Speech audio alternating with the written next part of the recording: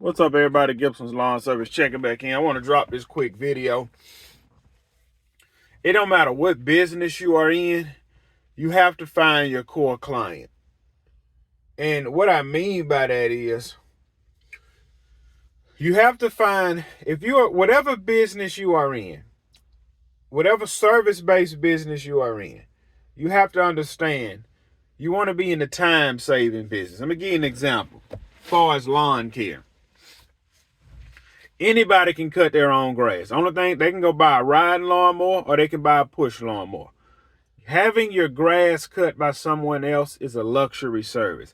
Having your laundry done by someone else is a luxury service. Having your house cleaned by someone else is a luxury service.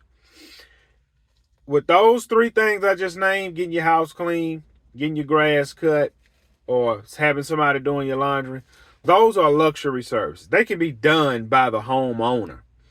You have two types of homeowners, or renter, whatever you want to call it. One is looking for the cheapest deal, and one is looking for the quality that can save them time. You want to be in the time-saving business, not in just getting it done to make some money. And I say this all the time. I don't want to maintain nobody's property who just want the grass cut. We just want the grass knocked down whenever it get hot. You don't want those people because they're already looking at that service as it's not really important. I just want to keep the grass knocked down, keep the HOA off me. You have some people, man, look, I'm not just looking for somebody just to cut the grass. I want somebody who's going to aerate it twice a year, get on a fertilization program, and I want my beds maintained. Those are the clients you want. They're looking for quality, and they're looking for somebody to save them time because they can do it themselves. It's not hard pulling weeds. It's not hard getting the grass cut. You can do that yourself. My first 5 years in business, all of my clients was just people who wanted to keep the grass knocked down. That's all it was. And I never understood why I couldn't grow with those people, why I wasn't making premium rates with those people, because they're what my core client. Let me give you an example to this client I picked up, I want to say about a week ago. I got a call from a guy. He said he was looking for somebody who can cut his grass. And that should have been a red flag for me, but at that time I had a client that move out. I had one client move out and another client stop service. So I was like, well, man, I need to lock this in. And this was $120 cut. When I looked at the property, I could have charged him an overgrowth fee in the beginning. I said, no, I'm going to just lock him in. And he was this is what he told me. He said, man, I had a guy cutting it, man. I can't get him on the phone. I can't get him to come out. I said, well, what your last guy was charging? He said, $75. He said, now, 100 wouldn't be a problem, but I kind of want to keep it around there. So I want to look at the property. I told him, man, look, 120 to get it cut. He was like, he didn't want to pay it, but he decided to pay it anyway. All right. Now, and I'm not talking about this guy. I'm just using it for an example. Seemed like he was a pretty awesome guy, whatever. As me being a welder, I understand your paycheck is going to kind of depend on the weather because you're working outside. So if I get rained out 4 and 5 days in a row, that's going to tell me a lot I need to know about my finances. If I get rained out on my full-time job 3 or 4 days in a row, that tells you a lot about that person's finances. I remember going to work, providing for my family with my paycheck. 1 rain out, we can deal with it. 2 rain outs, man, golly, man, that's going to hurt me. So when you go to getting 3 and 4 rain outs, it's kind of, you know you're going to have a sorry paycheck. And what that showed me was, bro, you living paycheck to paycheck. You can't miss 3 days of work without it affecting your life. You're living paycheck to pay. And I was living paycheck to paycheck. So I cut the property for the guy. And this is what he told me. Before I got the mower off the trailer, he come running out. He said, man, I didn't know you was coming today.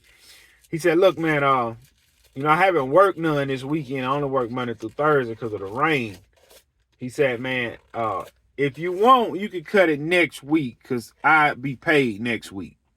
I said, well, man, the way my schedule works, I can't have your property on the schedule around your paycheck. I said I said I have to come when I'm here. I said I'm here now, and I said I can't come back. I'm already here. He's like, all right, man, go ahead and pay it. And then when I get paid next week, I'll pay you. All right, cool. All right. Now keep in mind, this is a Friday.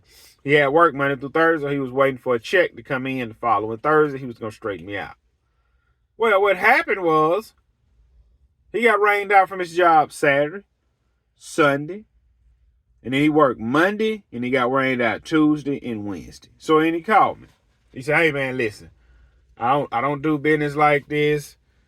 I said, man, I done got rained out on my job 4 days a week. I ain't going to have no kind of check next week. And, man, the money I have now, man, I really need to stretch that for another week. And I've been there before. I know exactly where he's at. He got a 50-hour check. The next check coming ain't going to be nothing about 10 or 12 hours. So this 50-hour check, it got to stretch him. It have to stretch him all of that week. And then the following week, it got to carry him again until he can get him another good check. He's in the hole right now. So, as me having a heart, there's no need for me to pull his bed from under him when he can't afford to pay me. I said, I tell you what, man. I said, look, let's do this. This will help you out, and it'll help me out. I said, how about you leave me a 5-star Google review, and we can call it even. He said, I appreciate it, man. I really do, man. I'm just in a bind. No problem, man. Look, I appreciate your business. I appreciate you reaching out. Boom. I understand that guy's not my client, because I don't want to say he can't afford lawn care. Lawn care just isn't in the top priority when it comes down to his bills. I understand it. You got kids, you got a home, you got mortgage, you got truck note, you got lights, water, groceries. I get it. The lawn man kind of the least of your problems. And I'm fixing to say something that's going to rub a lot of people the wrong way. I don't want clients that's living paycheck to paycheck. I want clients where they have more money than bills. I don't want clients where they have more bills than money. Well, no sense in me putting him even in a bigger bind by, man, you got to pay me. You got to pay me. Don't get me wrong, bro. I got 5 kids that I got to provide for. I haven't been able to get out and work either, man. I'm rained out too as well. But I take the loss. I take the screwing. Because I know I get mine back on the tail end. I remember this guy told me this years ago, and it always stuck with me. He said, Gibson, I can take the loss because I know me. He said, I know I can go make that again. He don't see where he can make it again. And that guy gave me an example. He had somebody that was on hard times. I mean, really hard times. And at this time, this guy was building his business up, and he had $4,000 cash sitting in his truck. He said, bro, I gave it to him. I said, man, why you give him $4,000? And this is what he told me. He said, Gip, I'm going to make $4,000 again. He said, I know I'm going to make $4,000 again. He said, it's life or death for him. He don't see how he going to make $4,000. He said, by me giving him $4,000, that just... That's what that did for him.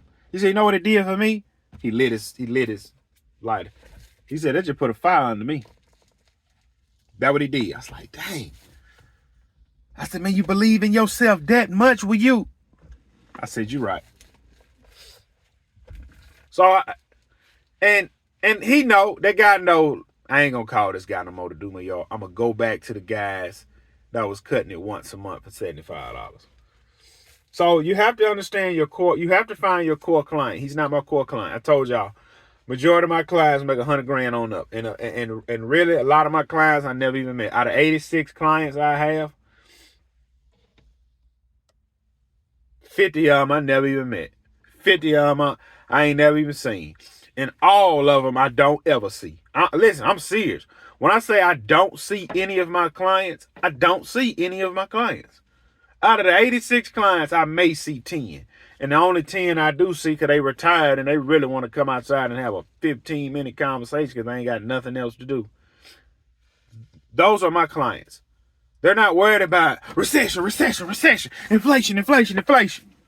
No, it's, hey, hold on. Gibson ain't been here. Hey, you still coming, Gibson?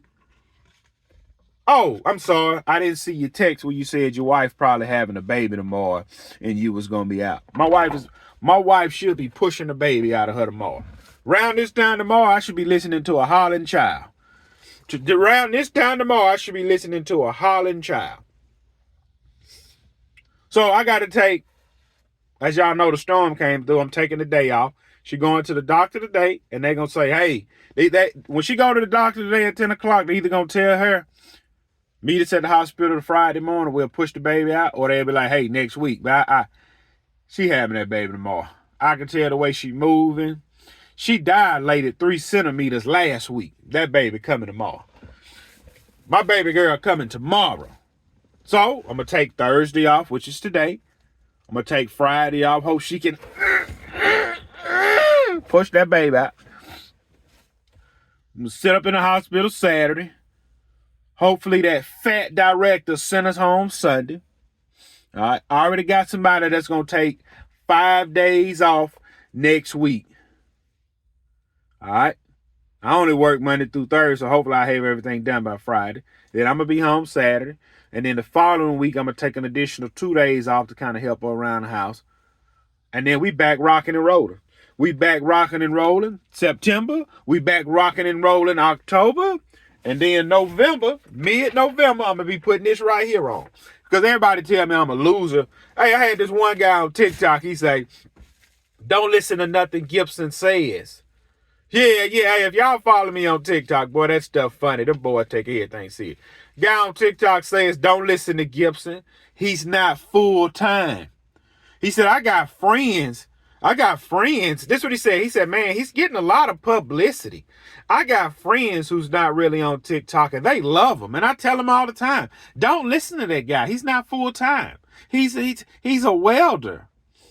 It's called multi-craft. When one craft slow down, you jump in the other one. When I put this on in November, when I put this right here on in November, 7 days a week. When I put this on in November, it's 7 days a week. Don't come to me crying about, when I put this on in November, it's from Sunday to Sunday. I'm going to be doing this right here. Sunday to Sunday. From November to December to January to February the 28th. And I'm going to pack this bag. February the 28th. You see this bag right here? I'm packing it up and I'm coming to jump back in the truck. I'm a forever do this. I love this junk, man. I love it. Then you'll get tired of welding. Man, I love welding. It's a challenge to me because when I go to this job, I'm going to work. They already got, in their mind, they have a top dog who's on the yard. They already know who the top dog is. And when I get there, I'm just going to be a peon and I'm going to climb that ladder to the top. Man, we got us another good one. Soon as they say, we got us another good one, just know I got 2 weeks, I'm gone. You can have, hey man, you can have your job back, I'm gone.